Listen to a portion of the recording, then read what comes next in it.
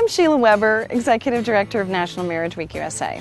And I have a really fun story because I put together a wedding within 1 week, and it was such a wonderful experience. I have an older couple friend. He was a monk, and the woman was a chief resident surgeon. Neither one of them had any money. She had no time.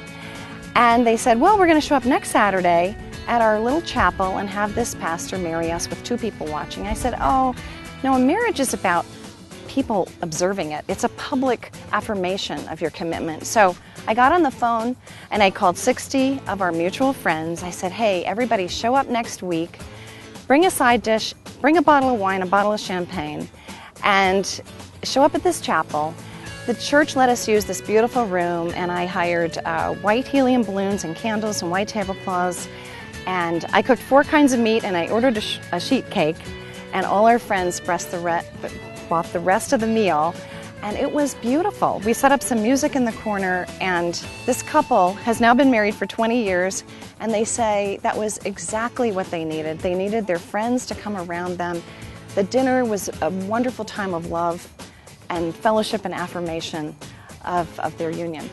So I put together a wedding within 1 week, and there are lots of creative ways to make this happen that's still special and loving and very, very meaningful and intimate.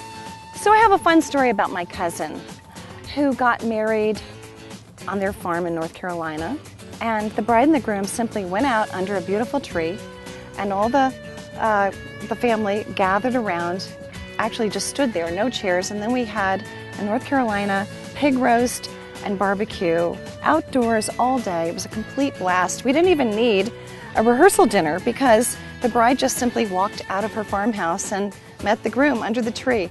But we had the most magnificent day of this picnic outdoors.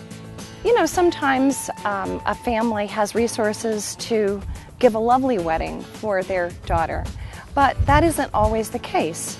And the wedding is about the relationship and not about the money that's spent and the grand party.